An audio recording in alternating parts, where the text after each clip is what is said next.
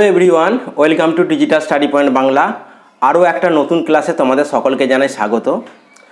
আজকে আমরা art of teaching বিষয়ে ক্লাসটা করে নেব। তোমরা যারা বিহার স্টেট পরীক্ষার জন্য ফর্ম ফিল আপ করেছো, যারা প্রস্তুতি নিচ্ছ, তাদের হাতে কিন্তু আর 1 থেকে 1.5 মাস সময় রয়েছে। ইন্টারনাল খবর থেকে যেটুকু উঠে আসছে তা থেকে জানা যাচ্ছে যে হয়তো মে মাসের মধ্যেই কিন্তু স্টেট পরীক্ষা নিয়ে নেওয়ার চান্সটা অনেকটাই রয়েছে। আর যদি মে মাসে না হয় তাহলে হয়তো ভোটের পর ওটা জুনের শেষ দিক করে চলে যেতে পারে। তাহলে তোমরা আরও একটু এক্সট্রা টাইম পেয়ে যাবে। এই ক্লাসটা শুধু যে বিহার স্টেট পরীক্ষার জন্য গুরুত্বপূর্ণ তা নয়, এটা আপকামিং সিটেট এবং ডব্লিউবি টেটের জন্য একই রকমভাবে গুরুত্বপূর্ণ, কারণ এটা সিডিপি অর্থাৎ চাইল্ড পেডাগোগির সিলেবাস ভিত্তিক ক্লাস। আমি পরপর কয়েকটি ক্লাস দেবো, ভিডিওটা শেষ পর্যন্ত দেখতে থাকো। আর চ্যানেলে নতুন হয়ে থাকলে অবশ্যই চ্যানেলটি সাবস্ক্রাইব করে পাশে থেকো। আজকের ক্লাসের প্রথম প্রশ্নটা দেখো, which of the following is not a traditional role of teacher? Traditional role নয় বলেছে কোনটি? Dissemination of knowledge. অপশান 2 দেখো, ক্রিয়েশন অফ ডিজিটাল রিসোর্স। 3 দেখো, রিসার্চ অ্যান্ড পাবলিকেশান। আর 4, participating in FDP and seminars. অর্থাৎ এখানে বলেছে ট্র্যাডিশনাল রোল বা ট্র্যাডিশনাল ভূমিকা নয় কোনটা, যেটা বর্তমান যুগে চলে আসছে বা ট্র্যাডিশনাল হয়ে আসছে, যেটা বর্তমান ক্ষেত্রে বেশি প্রচলিত, সেটা দেখো ডিজিটাল রিসোর্সগুলো। ডিজিটাল রিসোর্স যেমন আমরা যদি বলি ডিজিটাল বোর্ড, ডিজিটাল যে ইনস্ট্রুমেন্টগুলো রয়েছে যেমন মাইক, কম্পিউটার ইত্যাদির ব্যবহারগুলো ট্র্যাডিশনাল হয়ে যাবে। তাহলে এক্ষেত্রে ট্র্যাডিশনাল নয় বলেছে, এখানে নট এই জিনিসটা তোমাদের অবশ্যই খেয়াল করতে হবে, কারণ এই প্রশ্নগুলো ভুল হবার চান্স ম্যাক্সিমাম ক্ষেত্রে বলা হয়েছে নট। তাহলে ট্র্যাডিশনাল রোল কোনগুলো নয়? এক্ষেত্রে অপশান 2-এরটা সঠিক অ্যান্সার হয়ে যাবে। ডিজিটাল রিসোর্সের ব্যবহারটা একটা ট্র্যাডিশনাল ব্যবহার, তা এখানে নয় যেহেতু বলেছে তাহলে এটি হয়ে যাবে সঠিক answer.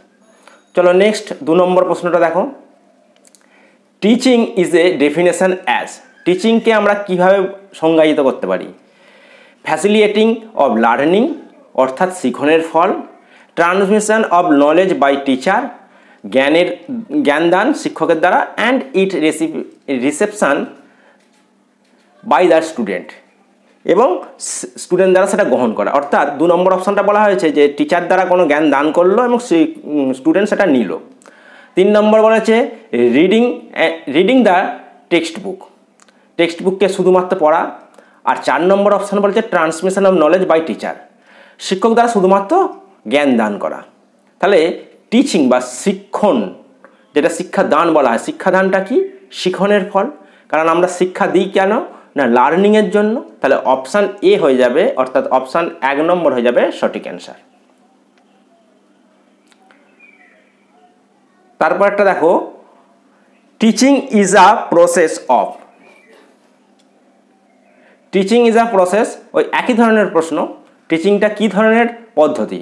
Transmission knowledge by the teacher to the learner, যেটা শিক্ষকদের দ্বারা যারা শিখছে অর্থাৎ ছাত্রদেরকে জ্ঞান দান করা। ডাইরেক্ট লার্নিং, যেটা সরাসরি শিখন। গিভিং ইনস্ট্রাকশান, কোনো রকম ইনস্ট্রাকশন দেয়া। না ফ্যাসিলিটেটিং অফ টিচিং লার্নিং, শিখনের ক্ষেত্রে তাকে সহায়তা করা বা সাহায্য করা। এক্ষেত্রে সঠিক অ্যান্সার হয়ে যাবে অপশান 4।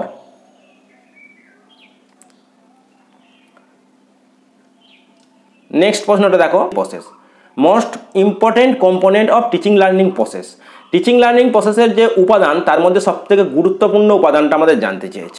এক্ষেত্রে গুরুত্বপূর্ণ উপাদানটা কি? এখানে টিচিং লার্নিং প্রসেসের কম্পোনেন্ট যদি বলা হয় কারিকুলাম, এটাও হবে। ক্লাসরুম এনভায়রনমেন্ট, এটাও হবে। লার্নার, এটাও হবে। এবং টিচিং টেকনোলজি। এখানে কিন্তু 4টেই কম্পোনেন্ট, কিন্তু এখানে মোস্ট ইম্পর্টেন্ট কম্পোনেন্ট বলা হয়েছে। মোস্ট ইম্পর্টেন্ট কম্পোনেন্ট যেহেতু বলা হয়েছে সেক্ষেত্রে সঠিক অ্যান্সার হয়ে যাবে লার্নার। কারণ যে কোনো টিচিংয়ের ক্ষেত্রে, টিচিংয়ের পদ্ধতি কমপ্লিট করার ক্ষেত্রে শেখার জন্য তো লার্নার দরকার। লার্নার ছাড়া কি কোনো টিচিং হবে না। সেক্ষেত্রে সঠিক অ্যান্সার হয়ে যাবে অপশান সি। নেক্সট প্রশ্নটা দেখো,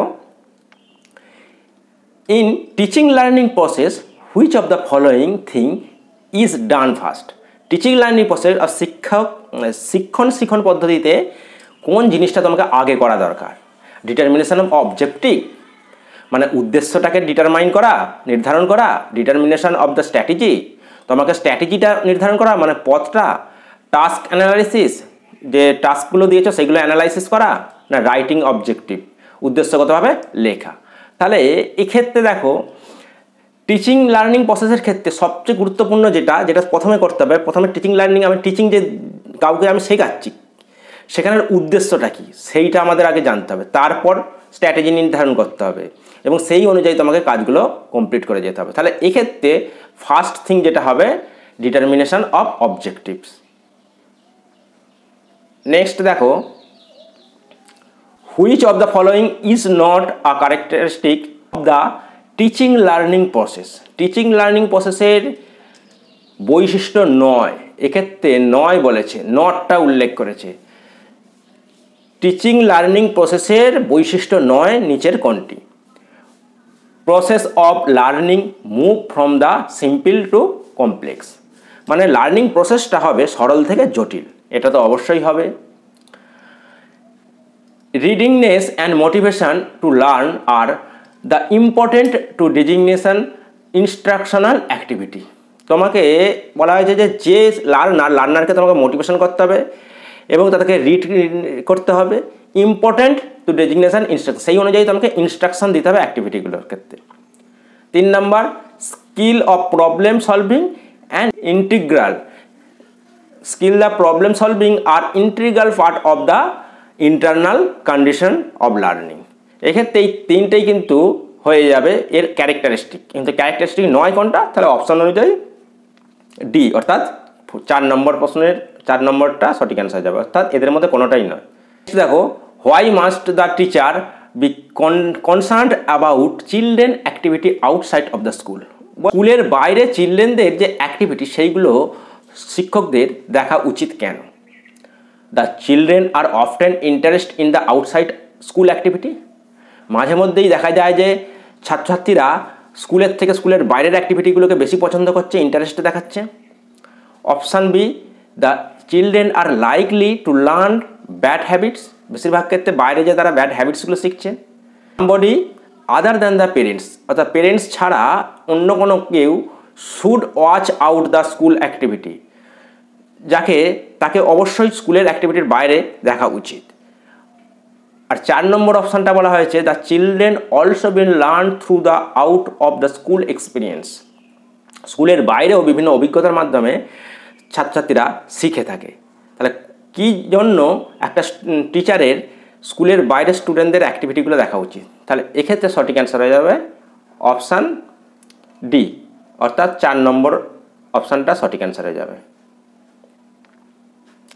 নেক্সট দেখো if your class does not pay attention at the time of teaching you, যদি দেখো যে তুমি যখন টিচিং করছো বা শিক্ষা দিচ্ছ সেই সময় যদি তোমার ক্লাসের মনোযোগ না থাকে তাহলে তোমার কি করা উচিত?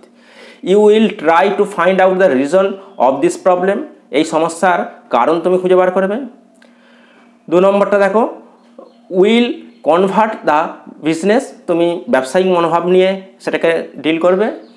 You will start writing content, তুমি কোনো রাইটিং কন্টেন্টের ওপর টিচিং দেবে। অথবা will evaluate your teaching method, তুমি তোমার টিচিং যে মেথডটা রয়েছে শিক্ষাদানের যে পদ্ধতি সেইটাকে ইভ্যালুয়েট করবে যে তোমার মধ্যে কোনো খামতি আছে কিনা বা তোমার পড়ানোর মধ্যে কোনো খামতি আছে কিনা। তাহলে এক্ষেত্রে যখন দেখবে যে তোমার স্টুডেন্ট তোমাকে মনোযোগ দিচ্ছে না, তার মানে হয় তোমার টিচিং মেথডে কোনো রকম খামতি রয়েছে বা ডিমেরিটস রয়েছে, সেক্ষেত্রে তোমার এই প্রশ্নের সঠিক অ্যান্সার হয়ে যাবে অপশান ডি। নেক্সট প্রশ্নটা দেখো according to a new pattern and in a context of language teaching education is an এড প্রসেস। দেখো according to a new pattern, কোনো একটা নিউ প্যাটার্ন যখন আসলো কোনো সিলেবাসে, in a context of the language টিচিংয়ের ক্ষেত্রে অর্থাৎ ভাষাগত শিক্ষাদানের ক্ষেত্রে কোনো নতুন প্যাটার্ন ধরো আসলো, সেই ক্ষেত্রে education is an a process bipolar, tripolar, unipolar and automatic. তাহলে এক্ষেত্রে সঠিক অ্যান্সার হয়ে যাবে অপশান বি ট্রাইপোলার। ল্যাঙ্গুয়েজ টিচিংয়ের ক্ষেত্রে যখন নিউ প্যাটার্ন আসবে সেক্ষেত্রে তো আমাদের ট্রাইপল আসবে। During the teaching learning process a teacher should, learning প্রসেসের ক্ষেত্রে একজন টিচারের কী করা উচিত? প্রোভাইড রিলেভেন্ট ইনফরমেশান, মানে যে সংক্রান্ত শিক্ষাদান হচ্ছে সেই সংক্রান্ত রিলেভেন্ট ইনফরমেশান দান করা, নাকি maintain a lively classroom environment, একটা সজীব প্রাণবন্ত ক্লাসরুমের বজায় রাখা, পরিবেশ তৈরি করা, allow student to raise question, ছাত্রছাত্রীদেরকে প্রশ্ন করতে দেয়া, আর গিভ রিলেভেন্ট ইনস্ট্রাকশান, সঠিক যে ইনস্ট্রাকশানগুলো, যে যথাযথ ইনস্ট্রাকশানগুলো দেয়া। এক্ষেত্রে টিচিং লার্নিং ক্ষেত্রে সবচেয়ে গুরুত্বপূর্ণ যে ভূমিকাটা পালন করতে হবে সেক্ষেত্রে maintain the lively classroom environment, অর্থাৎ একটা প্রাণবন্ত ক্লাসরুমের পরিবেশ বজায় রাখতে হবে, মেনটেন করতে হবে। সেখানে যদি বেশি কোলাহল হয়, সেখানে যদি বাচ্চারা বেশি হৈ হৈ করে, সেক্ষেত্রে কিন্তু টিচার যত ভালোই টিচিং দিক না কেন, সেক্ষেত্রে তার টিচিং লার্নিং প্রসেসটা সম্পূর্ণভাবে কমপ্লিট হবে না, ফলপ্রসূ হবে না। Thank you. আজকের ক্লাসটা এই পর্যন্তই। এই ধরনের ক্লাস যদি তোমরা আরও পেতে চাও তাহলে অবশ্যই তোমরা কমেন্ট করে জানাও। ক্লাসগুলো তোমাদের কেমন লাগছে সেটা অবশ্যই জানিও। চ্যানেলে নতুন হয়ে থাকলে চ্যানেলটি সাবস্ক্রাইব করে পাশে থেকো। আর ভিডিওগুলি ভালো লাগলে অবশ্যই বন্ধুদের মধ্যে শেয়ার করো এবং একটি লাইক করে দিও। Thank you.